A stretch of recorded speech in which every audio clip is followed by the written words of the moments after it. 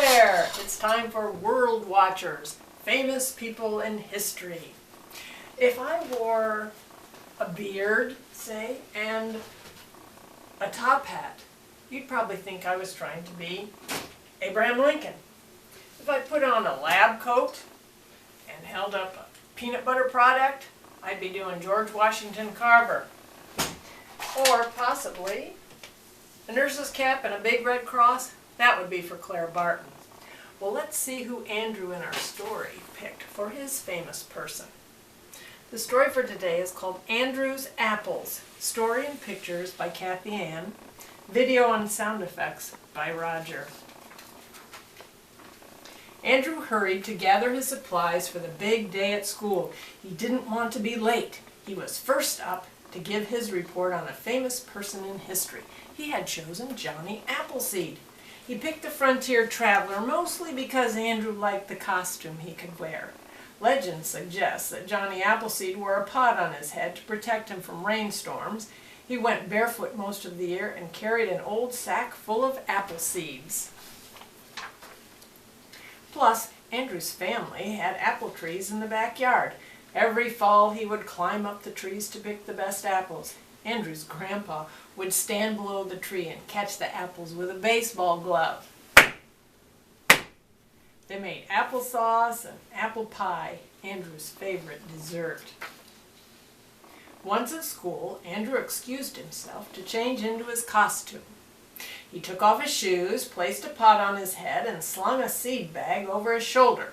Walking up to the front of class, pain seared through his foot. He looked down to see a tack sticking out of his big toe. Uh-oh, this is not a good way to start my report, Andrew said as his teacher retrieved her first aid kit and bandaged his foot. That did not stop him. Andrew collected himself and began his presentation. Johnny Appleseed was born in 1774. He started apple tree nurseries throughout the Midwest. Johnny felt apples were the perfect food for the early settlers.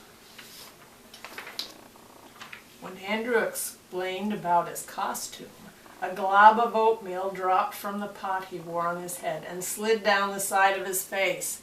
In his haste that morning, Andrew had grabbed the wrong pan off the kitchen counter. Uh-oh, He said as he wiped the slimy clump of cereal off his cheek, popped it in his mouth, and exclaimed, not bad. A few students giggled, but Andrew pressed on. To add a little pizzazz to his presentation of the next 3 facts, Andrew pulled out 3 apples to juggle. His real name was John Chapman. Andrew shared as he launched the first apple into the air. Unfortunately, his juggling skills were not well developed. That first apple landed on the teacher's desk, knocking off her pencil holder, sending its contents everywhere.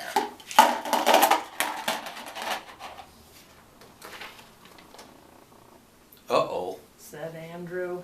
He smiled and persevered, catching the second apple as he said, John planted the seeds wherever he went. It was his mission in life.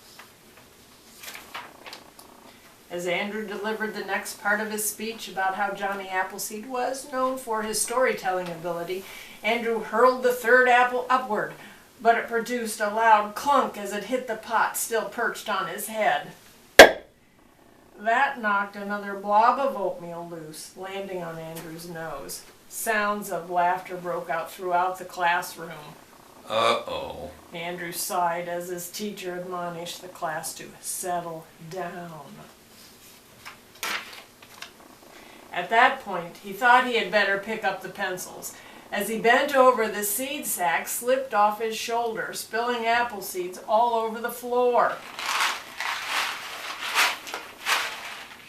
Andrew looked out over the class and mumbled, Uh-oh. once again. Undeterred, Andrew ended his speech as planned. He scooped apple seeds off the floor, deposited a few seeds on each desk, and told his classmates, Take these home, plant them and grow an apple tree in the spirit of Johnny Appleseed. When he sat down, Andrew whispered to the girl sitting next to him. Glad that's over. Next year, I think I'll choose Jackie Robinson. I could wear a baseball cap and bring a bat and ball. Or maybe Albert Einstein. He had some wild hair and a cool mustache. The end. Till next time.